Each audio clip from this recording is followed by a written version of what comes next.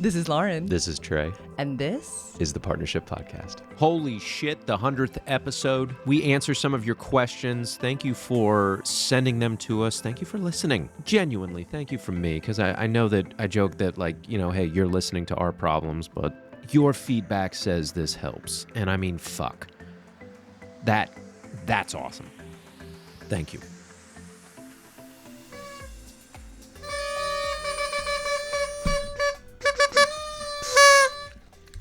Hello.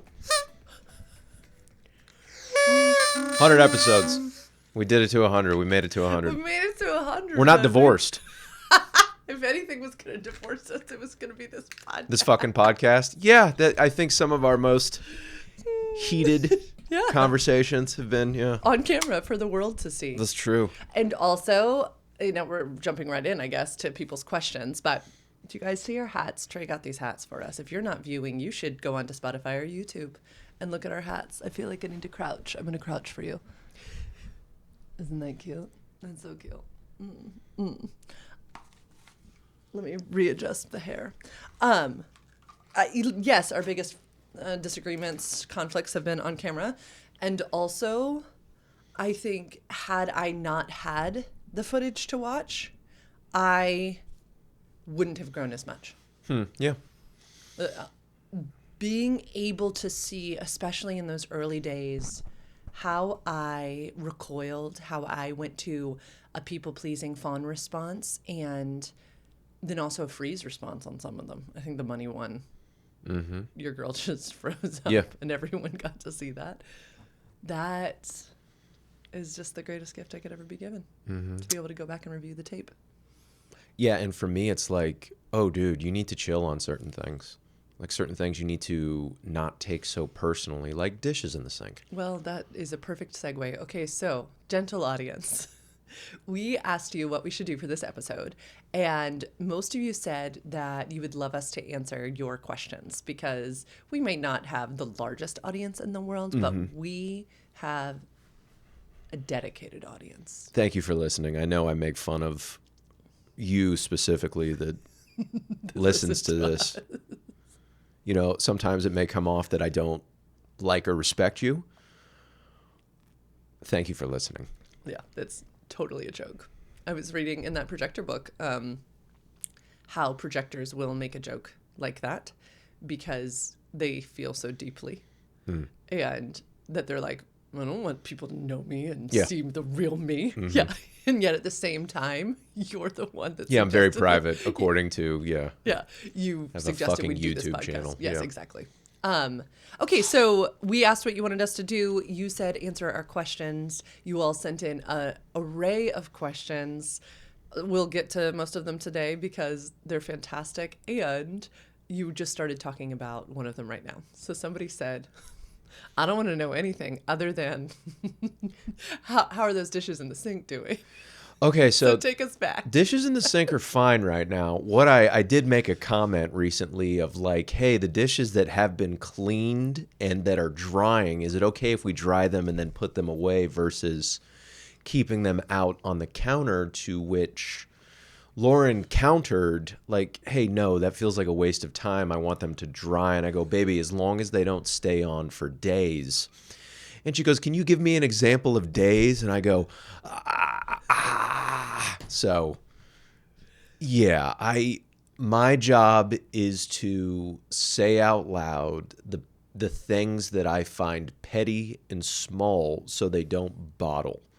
So I don't collect them over a period of week or weeks, and then they come out like mean. Then they come out mean like a week later. So dishes are good. Also, I've been able to chill on it too, where it's like a big one for me is like, oh, it's not my job. I know I don't like it there. I know it's kind of in my way. This is kind of revving me up as I say it. I know, but it's not my job, and I know it will be attended to eventually. And then I can set like friendly reminders, like to the baby. It's like part of this is like if you're going to leave it in the sink, you have to close it out before the end of the evening. So it's like, that's okay. I know you can get to it. And same thing with you, honey. And same thing with me, where I've given allowances of like, I don't have to do it right now. I can do it at the end of the evening. But it's still, it's still a thorn up my butt. I showed Trey just something the other day. One of my professors from school, Danae Logan, was talking about things like this, and that we don't get to tell someone how to exist in a space, what they have to do for us. We get to ask questions like, baby love, do you have the mic about a fist away from your mouth? So we get to ask questions like that. Yours always seems so much further away. It's just a little fist. That's funny. I'm a pro. I've really mastered You pro really podcasting. We get to decide whether or not we want to participate in the ways that they exist, in the ways that they show love, etc.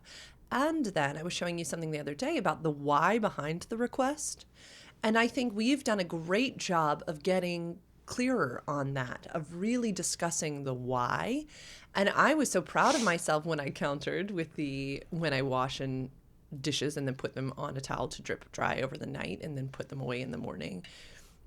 I was so proud of myself for standing up and standing in my own agency with this Enneagram 1 projector who, y'all, existing with him in a house is lovely because everything stays very clean in a house with Trey, which is lovely. And yet there is often in his mind, in his psyche, a belief that there is a best way to do something. And so there's not a lot of like wiggle room for the other ways. And I was really proud of myself and proud of you, but mostly proud of me because it's not you who silences my voice. It's these old scripts and narratives in my head.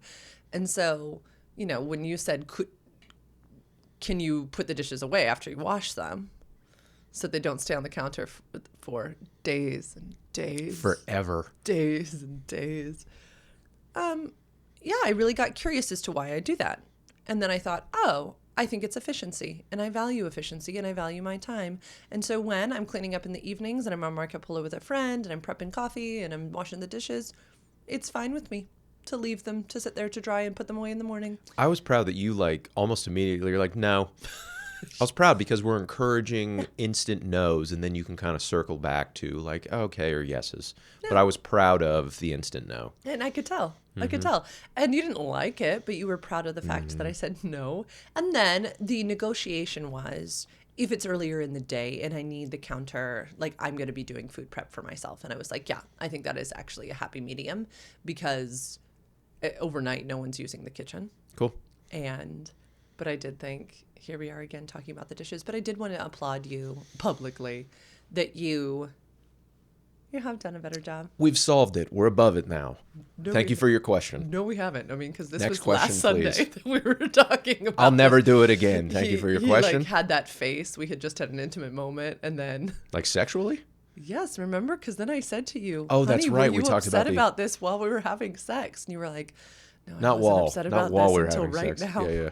And it was a part of it, wasn't it? It was a This part of it. Yeah, dishes. it was a deeper conversation than just dishes, but you know, I think in our partnership, you and I pulled, I don't know if it was a Not Really Strangers card or a different card game we were playing, but the other day it said, would you rather your partner be a control freak or go with the flow or something?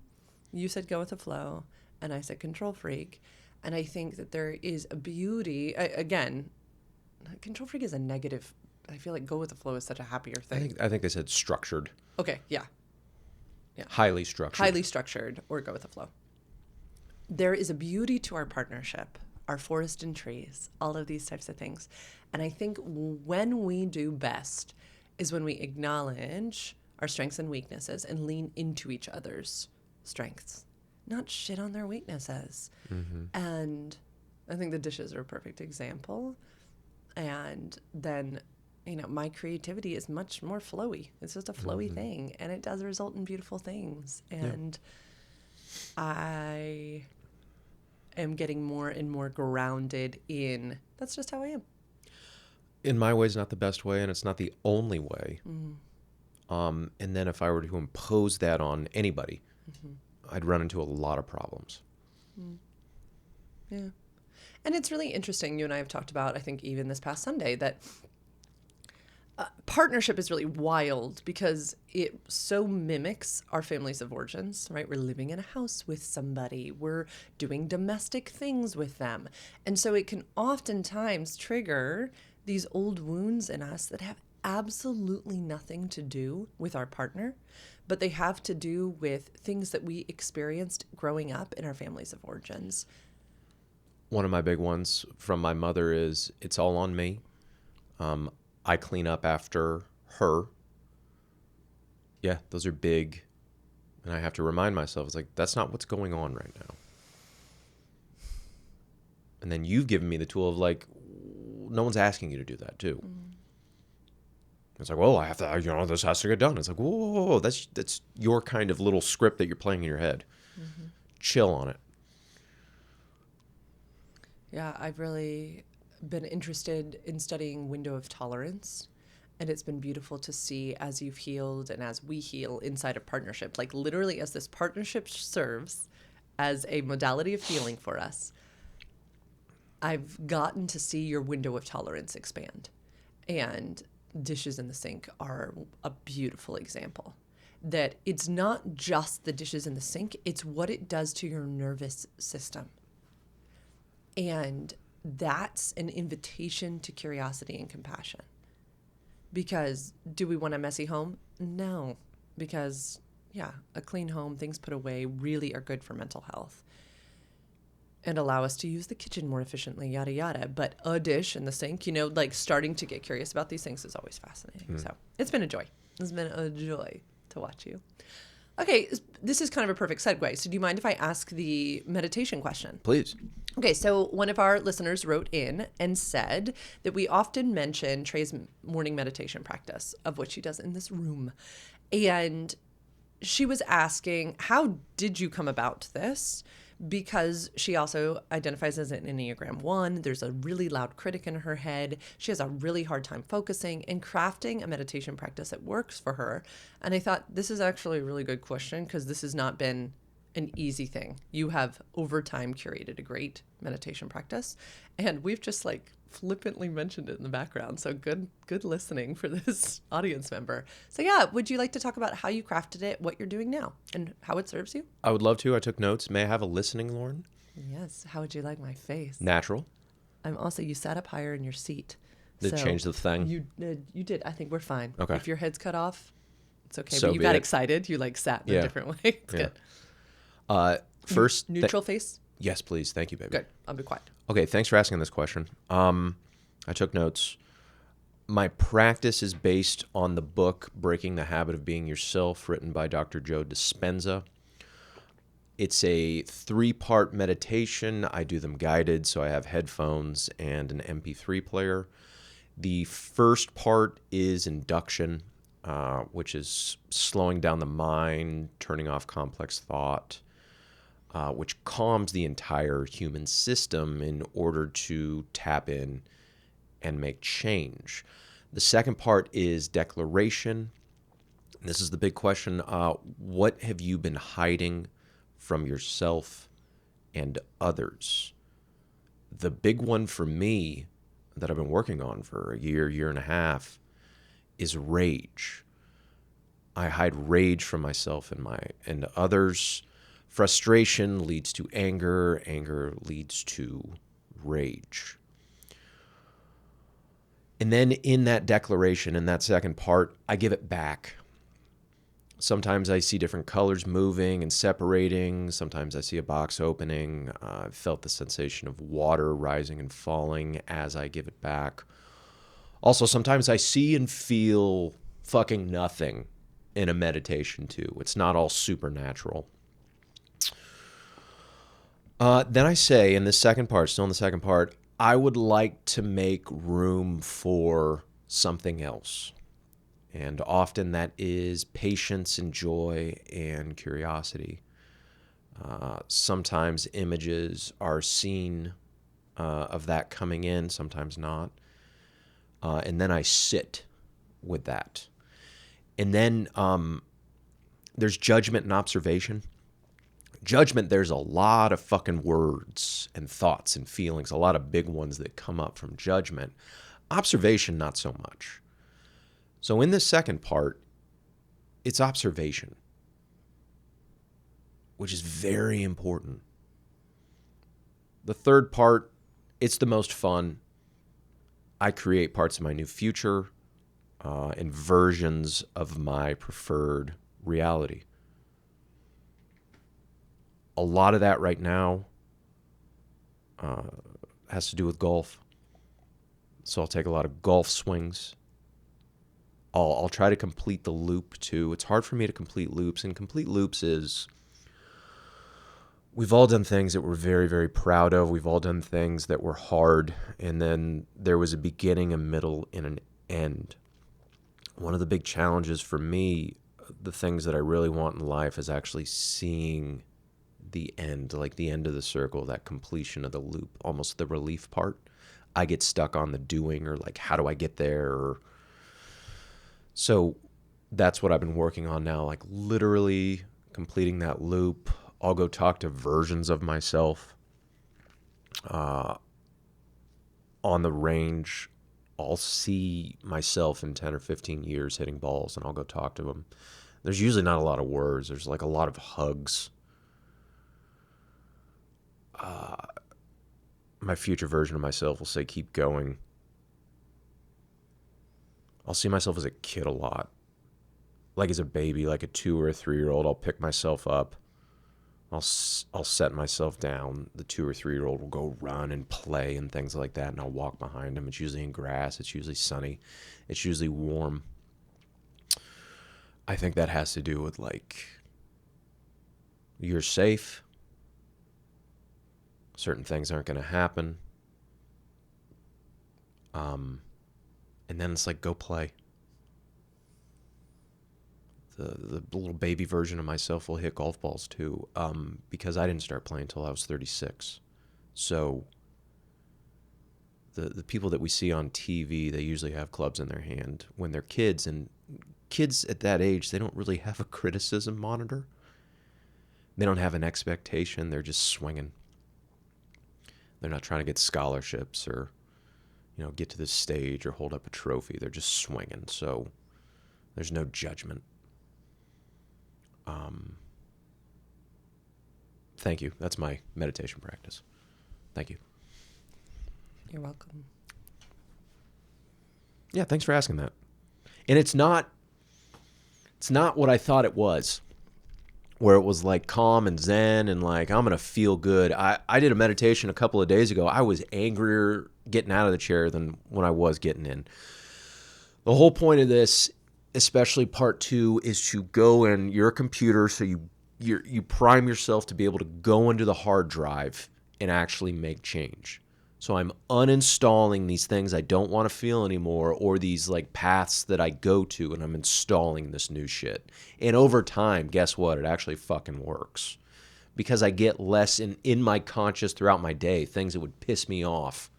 Previously, they don't do it a lot less, because I go, oh, I'm a little bit more of an observer. And I was like, huh. I was like, oh shit, okay, yeah, I'm a little bit more curious now. Or it's like, oh, okay, that's all right. Versus like, motherfucker. So it works. And let's get back to this episode of the Partnership Podcast. What I think is really fascinating about some of the words I heard pop out of your telling is Enneagram 1s, for those who are not familiar, have this incredibly loud inner critic. So that judgment piece that Trey is talking about, we could argue, that it comes from childhood, yada, yada. And some scholars would just say that some children are born with this really harsh inner critic. And it should break our hearts. My best friend, Enneagram 1, a lot of my most precious people in my life are Enneagram 1s because they are committed to the certain level of excellence. And I think this Enneagram 3 in me sees that and it's like, ooh, I should partner up next to that. And I can imagine it would be a really scary space to be alone with your thoughts, because they do go so quickly to judgment. And mine don't go there. And so it's really interesting, and I have a lot of empathy and pride in the dedication you have given to a meditation practice, because like you said, it's not easy. It is not this like Zen thing. there are days when I know you have told me that you literally are like warring with your thoughts, like trying to find compassion, trying to find curiosity, trying to find that observation piece. And I loved that you found that term, that experience of observing self, future self, younger self, current self. It's really beautiful. And then that third part, the creating your new reality, is a version of active imagination, is a version of lucid dreaming, is a version of allowing our subconscious to create a different reality. And there is so much science to prove that that works. Truly, truly. Because we're creating new neural pathways and the subconscious doesn't know the difference. It's like, oh yeah, we've done that. We've won the such and such. We have been playing since we were little. Yeah. And it might sound like bogus. And if that is the case, then it's probably not for you right now. But if you are interested in healing, it does work. It does work. But I loved your 3-part system. And can you talk a little bit about you found that if you used current tech, you got distracted, so you went to like old-fashioned tech. When you say MP3, you mean like yeah, it's a $25 MP3 player that I got off Amazon with some like traditional 3x5. Yeah, Lauren's holding it up right now, where it's yeah, not a smartphone but a dumb phone. So you have it pre-programmed. You literally like just press play. yeah, it's just designed for music, and I mean it's what, like 2000 technology.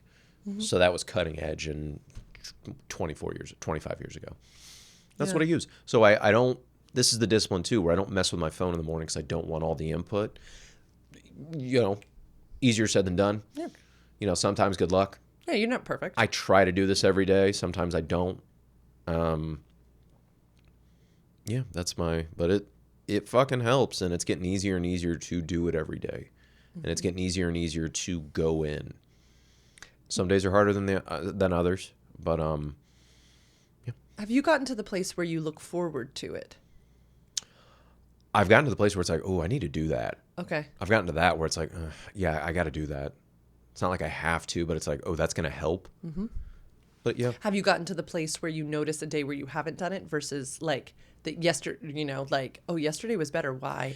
Oh, because I took my meditation time. I need to make sure that gets on my calendar tomorrow. Probably. It does bother me when I don't spend the 20 to 30 minutes. Even sometimes if I need to do an abbreviated version of 10, I'll skip induction, especially in the morning too. Ideally, you want to do it in the morning or the night because your brain is in a lot calmer state.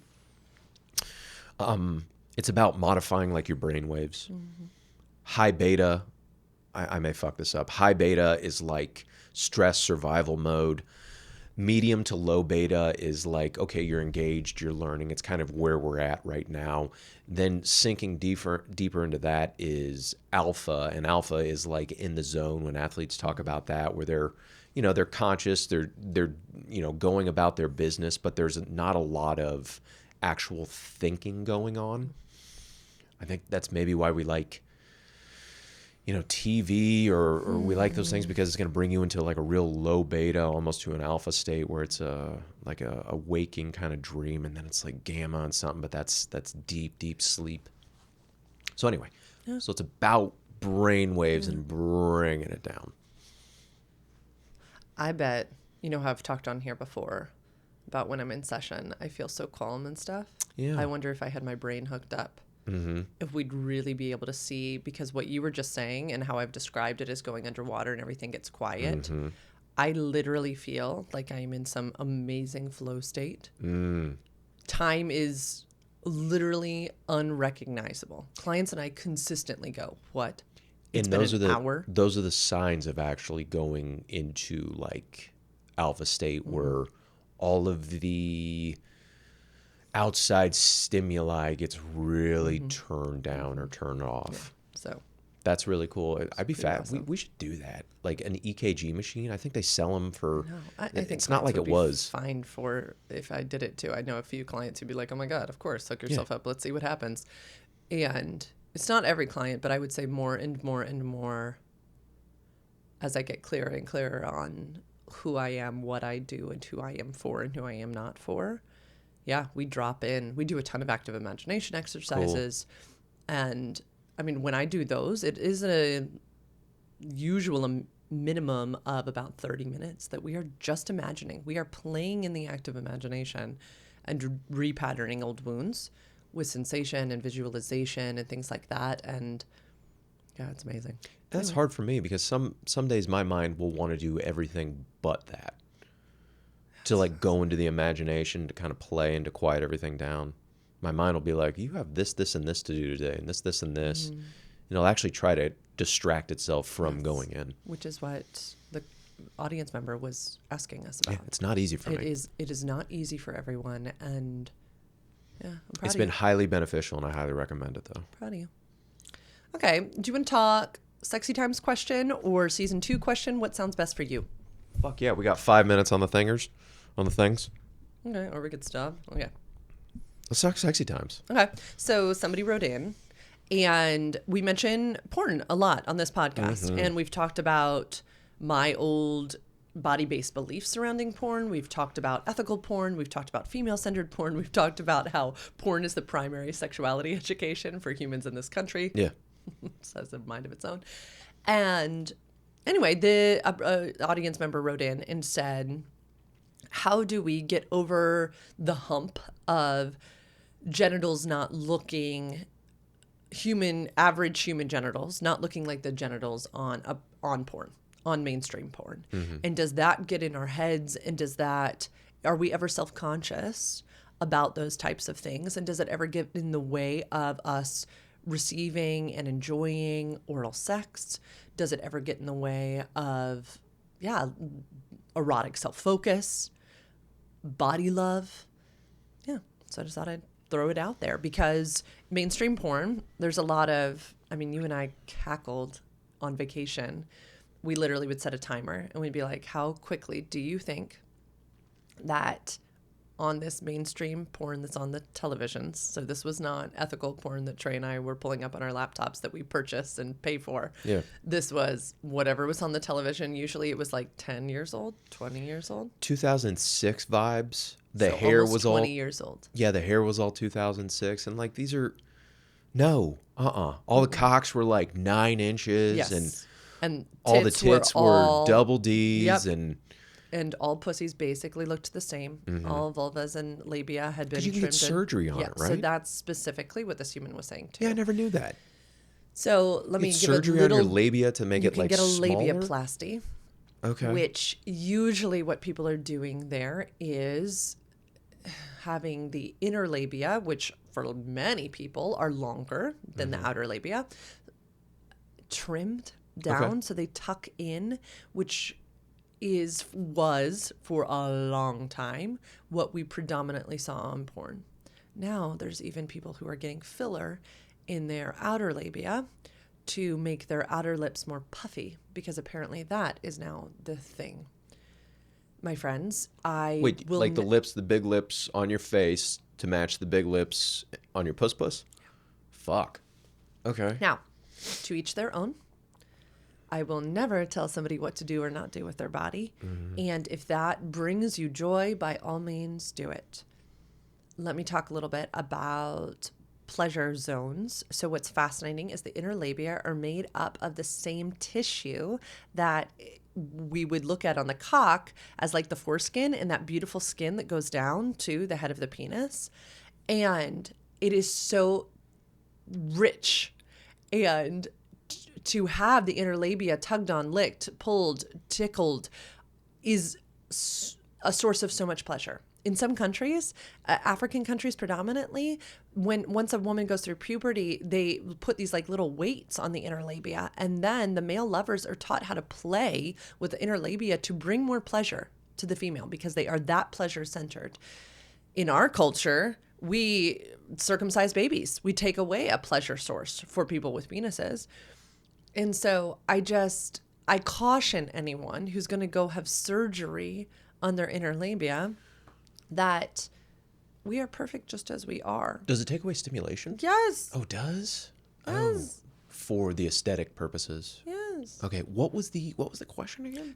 Are we ever self-conscious? How do we get over that hump? For labias? For our own genitals. Oh, do you your wanna speak genitals. to it? Well, yes. So your genitals would be, how do you get over having seen 9-inch cocks on mainstream porn your whole life? How do I get over my genitals not looking like the genitals off of certain mainstream porn? Sure. Do you want to go first? Yes, I will go first. We all know that I did not watch porn for a very long time because of my upbringing. So I am thankful. You know, there are interesting pieces of my story that I am not sad about. And one of them is that I do not have a bunch of images that were filling my mind in informative years of sexual development. So I am thankful for a bunch of female directed, female centered porn. And I am thankful for the amount of education I get to do on the daily that is gentle exposure therapy for so many of my clients to vulvas and labias of all shapes and sizes. I myself have spent a lot of time on Betty Dodson's website, highly recommend, where they have a vulva gallery of art. They also have a vulva gallery of images. There are entire Instagram accounts of different vulvas. There's a vulva casting. I own a book now called Flip Through My Flaps, which is an entire book of vulvas and labias and vaginal openings and different piercings and different lengths and different pubic hair assortments. And I, you know, if we had only looked at one face shape and hair color and haircut of one person our entire life and had been told that's the only thing that's beautiful, we wouldn't see the beauty of humanity. And so I feel the same way about vulvas. You know, it's really interesting because we see a lot of flaccid penises, even in movies. Sometimes we'll see booties, we'll see boobs, and we will sometimes see flaccid penises in a rated R movie. We don't see vulvas. It has not been, it's not allowed. If anything, we see a merkin, which is like, it's like a little panties that people put on with bush. It's pussy wig. And we don't see that. It would just be so good to see. So I do highly encourage beautiful porn that's being made these days where every vulva and different set of lips is beautiful and different, really different.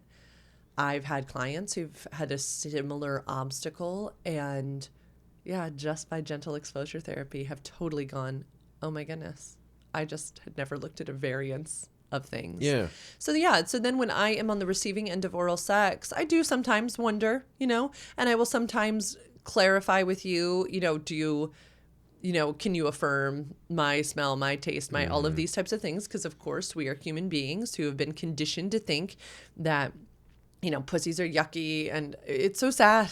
It's so sad. So I'll sometimes do a check-in or you'll sometimes just say it. And I know you're saying it just to declare like you can be at peace here. And then I really try, I mean, we spent a whole episode talking about erotic self-focus recently. I really try to envision what it is like to be a woman who knows that her vulva is luscious and the tastiest thing on earth. And I just embody her. So if I can't get into it, I just pretend I'm a woman who thinks that her vulva is the most delicious thing on the planet. And so then once I've pretended that I'm that woman, shocker, I am that woman. Yeah, that's beautiful. As far as like vulvas for me, no, I like pussy and I like going down on women. So no, I've never Has it ever been a thing? thought it once. No. The biggest one would be like if you're self-conscious about it. Yes. And then the opposite of that is if you're super confident about it. That's so sexy. But no, it's never even occurred to me.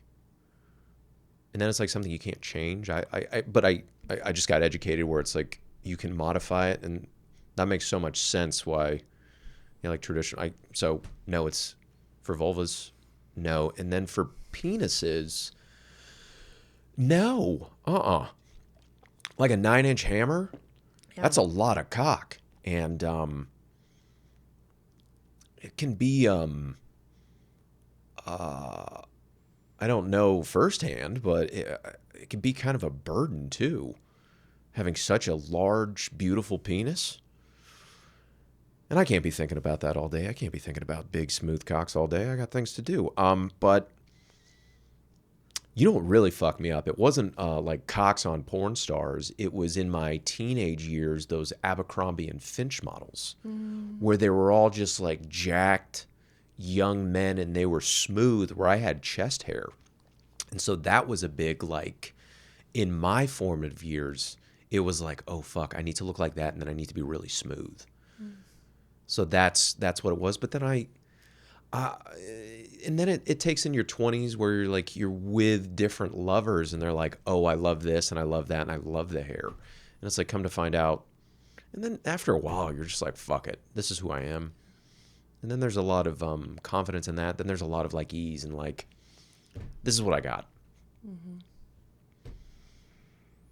Yeah, you're not the only one to mention. I have many of my male clients mention those ads. The Abercrombie and Finch models, yeah, as a real. Because they had the guys, because the girls would bring the bags to school because. Yeah, it was a like status symbol in essence. And they were just like the hottest. Yes. Yeah.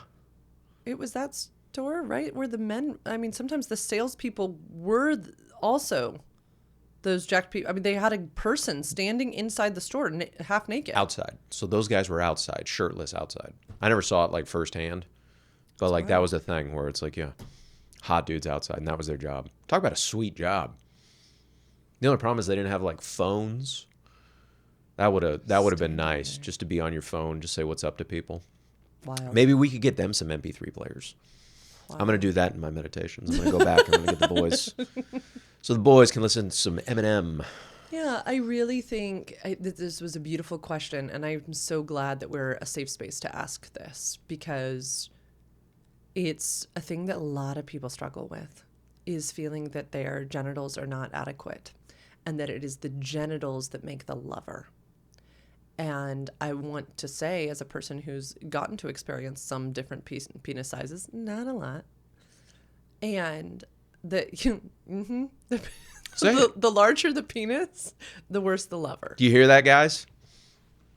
Keep your giant dicks in your pants. The more average of the penis, the better the lover, the better the communication, the better the understanding of the vulva's appreciation of oral sex and digital stimulation with the fingers. Mm-hmm.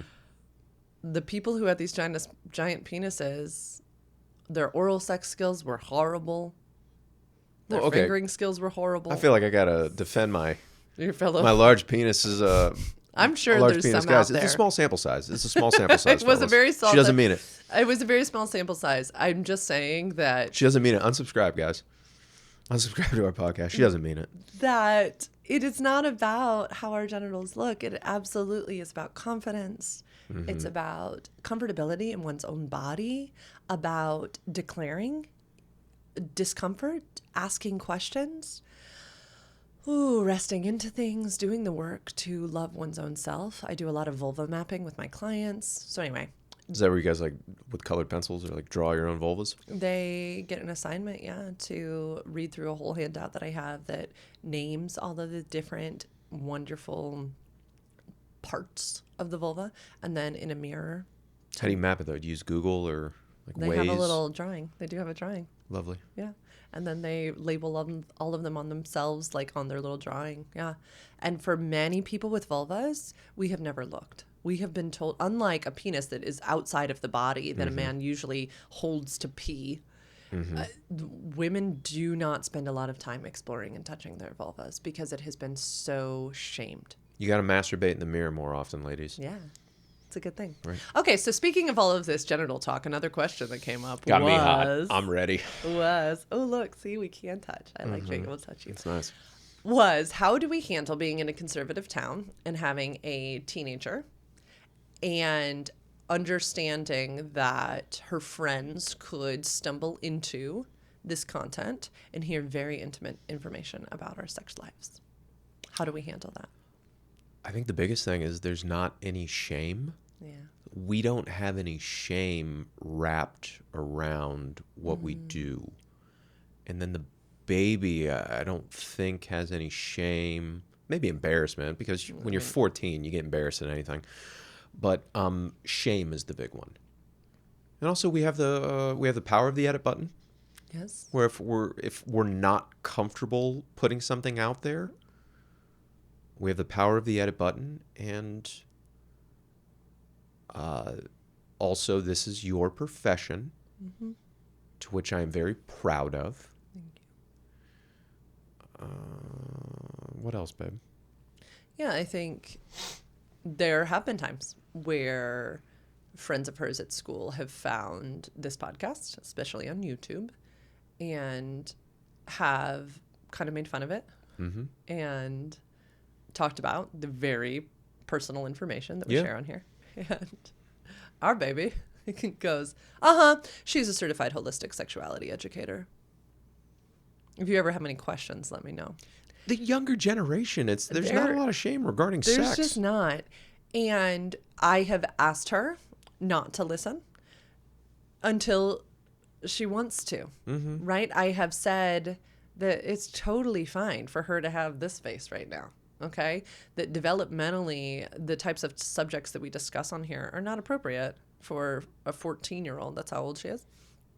And yet, we are an open book. So I think the common idea is that we don't talk about these things at our home, and we don't at a level that's inappropriate for her. But she and I talk about bodies of others, sexuality, menstruation, reproduction, sexually transmitted infections all the time. She constantly pops in my office and pulls a book off the shelf and asks a few questions. I answer them. She puts it back. She maybe makes a face. She walks out. We talk about, the various sexual behaviors that her friends are engaging in. We talk about, so many relational dynamics, which is 100% the appropriate thing for her to be thinking about. Relationship violence, relationship dynamics when it comes to codependency. Building pods of friends, not becoming dependent upon just one partner, especially in high school. It's a really important age to be learning how to start, continue, and end relationships. And we are always talking about that in our house.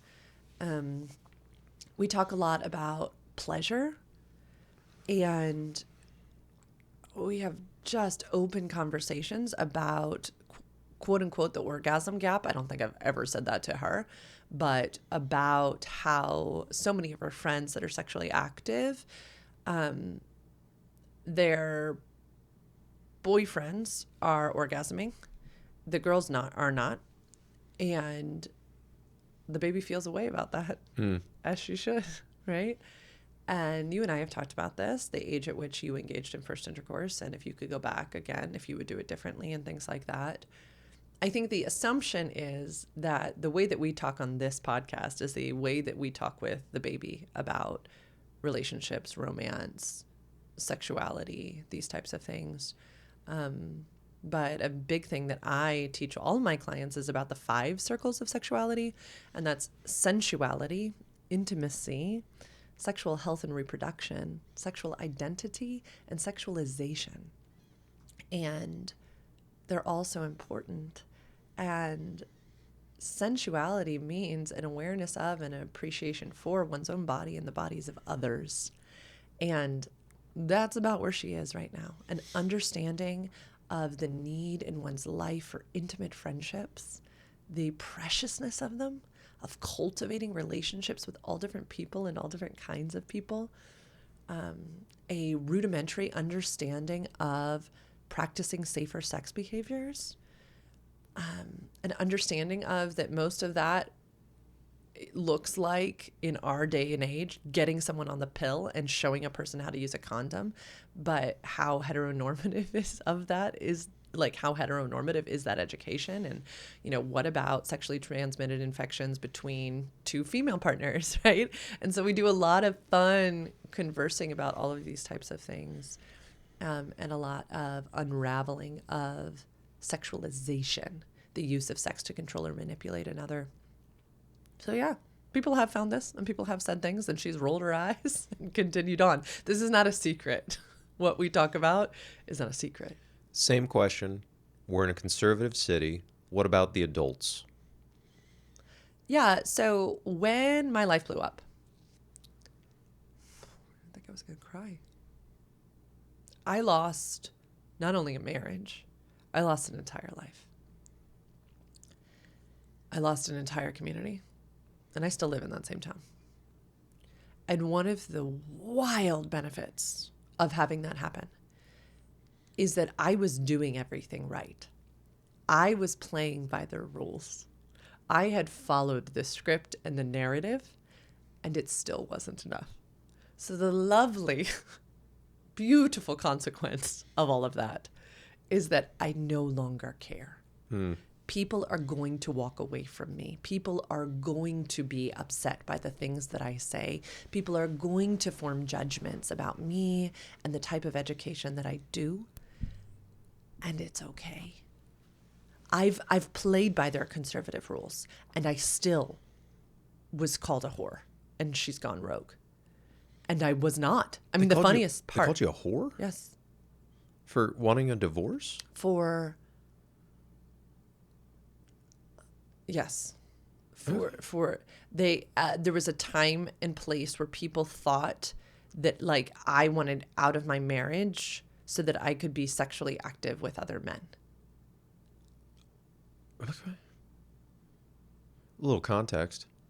Her ex-husband, who's now happily gay, at the time there was alcoholism and Parasomnias. yeah, and abuse. And verbal abuse, emotional abuse, and little to no intimacy.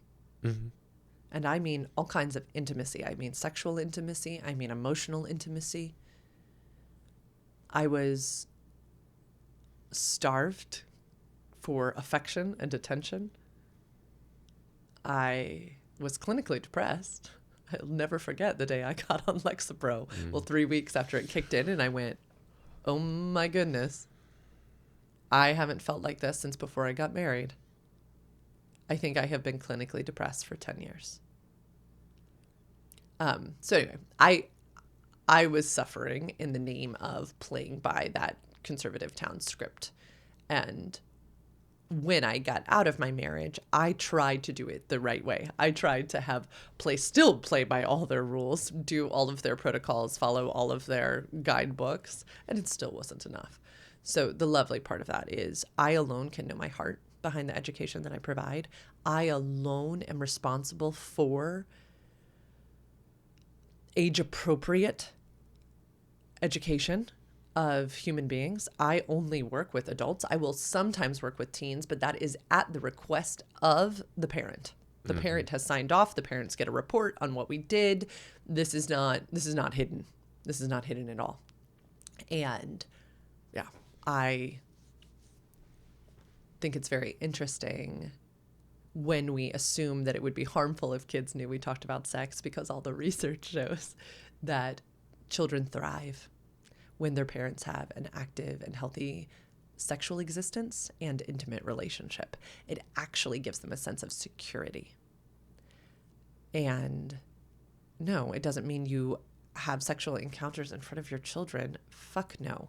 It just means that they understand that their parents have the language with which to be conversing about these things. They place a level of importance upon these things. They carve out time for these things. This is what it looks like to be in a healthy, loving relationship. And so please remember that it's not that the baby just hears that we talk about these things. The baby also engages in tricky conversations with us around the kitchen table on ways in which we are hurting one another relationally, all three of us. And that is just as important. That is just as much a part of sex education as a penis going in a vagina. And we have limited it.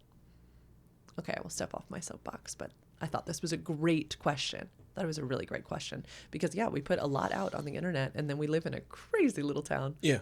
I'm sure people in this crazy little town listen to our podcast, but also this podcast goes around the world. We'll occasionally have people be like, hey, like the podcast. Mm-hmm. In person. Ask me. How do you get over it? Oh, I think there's two different versions where it's like I'd be happy to have a conversation with anybody that like disagrees or like fundamentally disagrees. I don't think that day's ever going to come because I don't think those people are ever willing to have that type of conversation and then answer my questions. Mm-hmm. So I feel a way about like conservative Christian, or what is it, Baptist is primarily in this town? Fundamental evangelical. Yeah, I feel quite a way about it. I don't think I'm ever going to have a conversation with somebody who's on the other side. I don't really think that's your thing, to have a back and forth and to be open-minded. Not even open-minded, but to analytical. Yeah. So, yeah, that's it. Yeah, I would. It'd be great. It would be beautiful to engage in a conversation with somebody who believes. And this is the other thing, y'all, is that Trey and I, and in my business ethic, it is never my hope and prayer to change someone's sexual values. It is a right and responsibility of every single human on this planet to have a set of sexual values, and that it is my deepest belief that it is my job to protect and respect them. So I don't get into this work in order to change people's minds. I got into this work to provide education so that individuals could make informed decisions about their sexuality and who they engage with and who they are as human beings. And so, yes, Trey's exactly right that most humans are not able to enter into conversations about sexual related topics because they are unaware of the origins of their own beliefs about sexuality. Yeah. And that's okay. That's okay. But Trey's exactly right. Nobody comes up to us in this town in fisticuffs. It is like, no one does that. Mm-mm. So anyway, yeah, that's all. That was a good question. 21. What else we got, baby? We've got a great question about, two questions. Mm-hmm. So let's do a simple one. Great. Are we going to have guests in season 2? Yeah, I want to have guests. Yeah. So we are actively working on having guests. I asked our Instagram audience, or my Instagram audience, they're mine, you're mine, what type of guests they would like. I asked, would you like real humans and real partnerships? Would you like experts in the field? Would you like a combination of both? What's your answer? But like all the above? Oh, cool. Yeah. Okay. Cool. All right. We'll actively work on that. Great. I guess we can tell everybody. So I hired a phenomenal marketing company for 2025, and they specialize in podcast guesting. So one of the things that my team was talking to me about the other day is that sometimes in the world of podcasts, they'll want to do a pod swap. And so, yeah, my team was asking me if we'd be open to having, if I'm going on their podcast, would they be invited to our podcast? Sure. And I said, I need to talk to Trey about it. We have to work on the technological aspects of it because our podcast is so high tech that we need to know how we would bring them in to this high tech podcast room. Yeah, I got to check with Audacity. How do we do that? How do we do that? So anyway, guests, everybody look forward to guests in season 2. I don't know when and where. And maybe season 2 will be also, maybe we won't do it too. So maybe, yeah. Maybe we'll be like, nope. No. It is so lovely, y'all, to just plop in these chairs on our own and not have to. I would definitely it takes time to become a good interviewer, a good host, and I would want to obviously honor the time of the guest, and we don't have to do that here. Okay. Next question. What have been some of your favorite lessons that you have learned as a result of doing this podcast weekly with one another? How to talk to each other in conflict. Like how to disagree while also hearing the other person.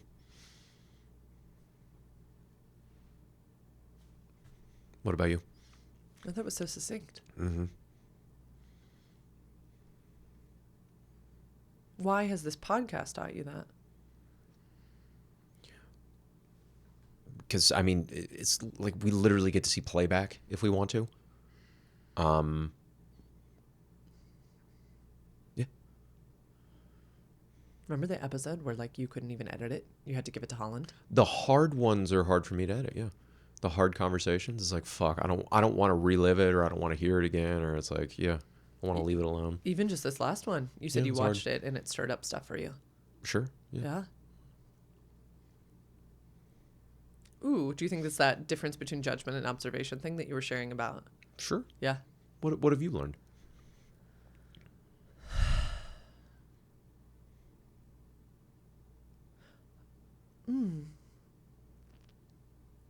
How much projection plays a role in partnership? How much I have a tendency to project. Good, bad, otherwise. I think some of my biggest lessons early on were projecting onto you what you were thinking about me, what you were believing about me.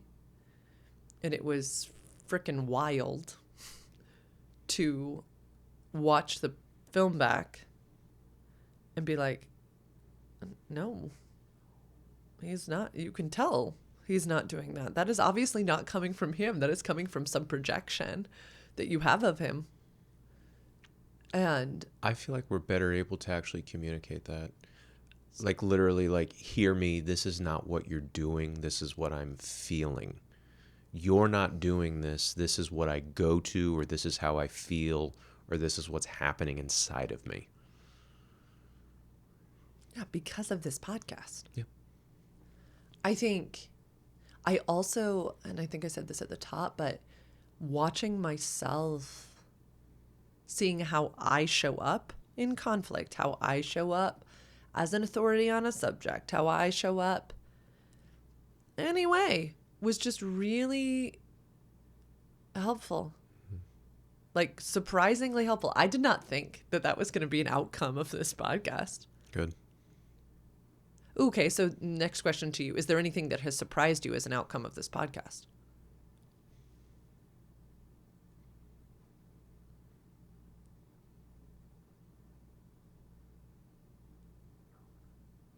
I don't know. I guess going back to my original thing where it's like arguing on camera has benefits. That's what surprised me. How beneficial it is to argue on camera. Or to have disagreements on camera.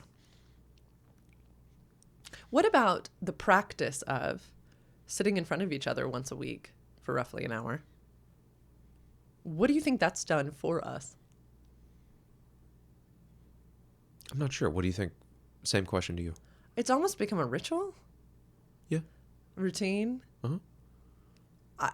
There were days, especially early on, that I almost like resented it and it was stressful. And you and I trying to figure out how to do this. I mean, the audience saw it last time, right? Like, it's still stressful sometimes. But it's like developing any habit. The habit of sitting across from you, making eye contact with you, checking in. The amount of times we remembered something in the chairs that we had wanted to talk about, or one of us said, okay, I've been wanting to talk about this, or the thing I didn't actually tell you the other day was, or the amount of times through the years, because we've been 100 episodes, it's covered 2 years, that we have gone, save it for the chairs, Yes. has been really beautiful. And well, you and I go on lots of mini dates. We really like hanging out with each other. It's kind of ridiculous. It's an eye roll. If there's anything our baby eye rolls, it's like, oh, you two. Or she'll say to us when we haven't, she's like, you two haven't gone out on a date in a long time. Do you need to do that? And when, by long time, she means like 6 days. But that ritual, the practice, it feels like a practice, like going to yoga class, of sitting in front of each other, making eye contact, talking through things. Yeah, I don't think I knew how much value there would be in that. Okay, 2 more questions. One that has to deal with the subject matter here that we talk about often, and then our last one will be our wrap-up question. Okay. Somebody wrote in and said that their partner is experiencing just a season of low libido, but they still will request intimacy, just not penetrative intercourse, and how to approach that and still feel sensual and connected and not bitter or sad or all of these things. And we've definitely talked on this podcast about seasons of mismatched levels of libido and desire. Mm-hmm. So yeah, take it away, sir. Okay, yeah. Sensual without sexual. it reminds me immediately of how do I like to be touched. And with my clothes on, walking around, like say in the kitchen, I like to get my ass grabbed. I like when you kind of slowly hold, just kind of sneak a little hand grab in. I like being touched on my back. I like being like my arms kind of squeezed and your hand going down my arms, things like that. I like being touched on the back of my neck. So I would encourage you to ask her if you already know, touch your husband in those sensual ways throughout the day if that feels good to you. You hit on so many great things. Okay, so number one, Dr. Betty Martin talks about that we've conflated touch and sex. I get that. Okay, Yeah. so I actually think this is phenomenal that your male-bodied partner is requesting touch that is not sex. Now it's Or even amazing. intimacy, because it could be words It's of true. affirmation. It is true. Great yeah, I job. guess it's like, yeah, what's your husband's preferred versions of intimacy?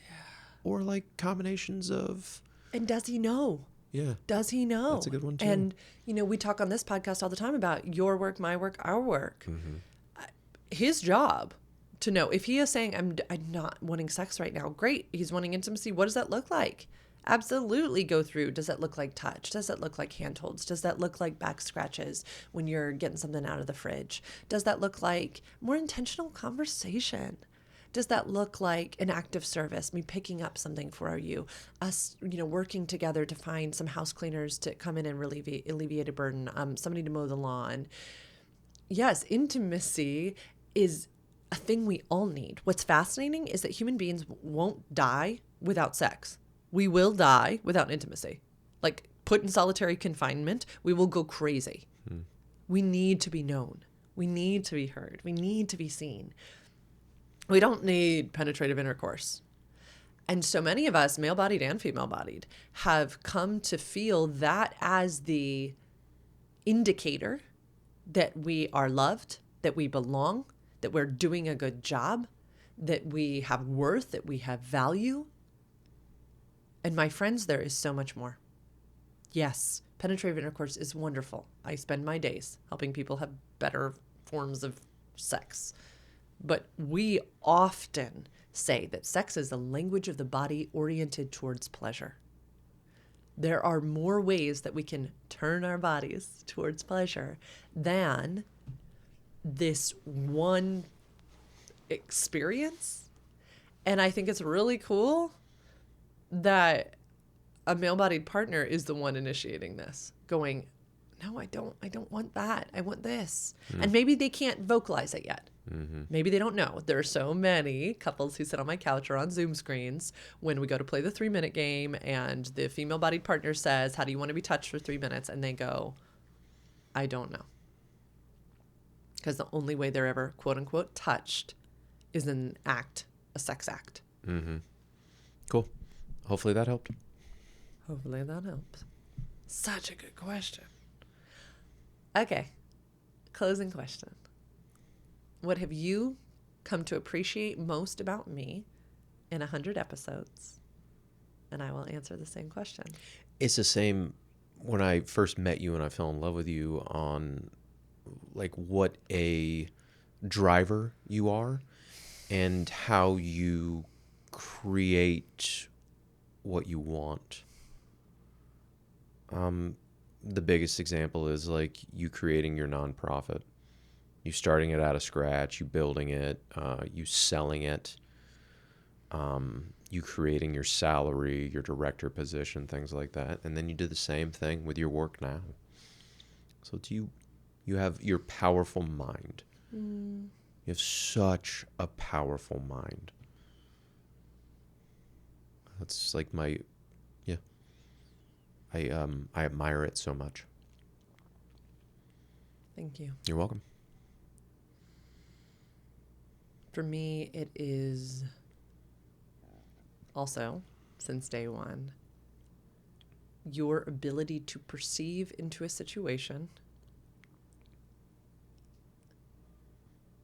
and to so succinctly share wisdom, insight, intuition,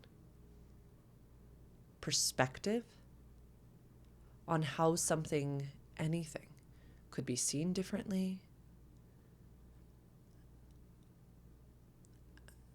behaved differently, engineered differently, in order that the human being or beings or situations might be benefited, might experience more calm, more peace.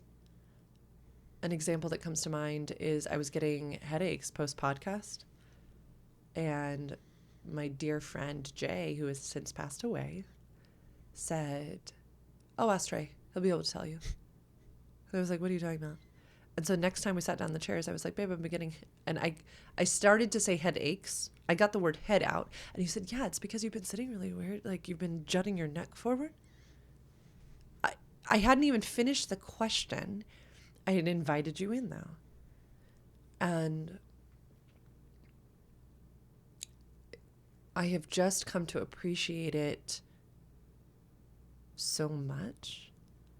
I get this lovely benefit of a lot of my clients listen to this podcast, and so they'll share with me how wonderful it was to listen to a certain episode or watch a certain episode.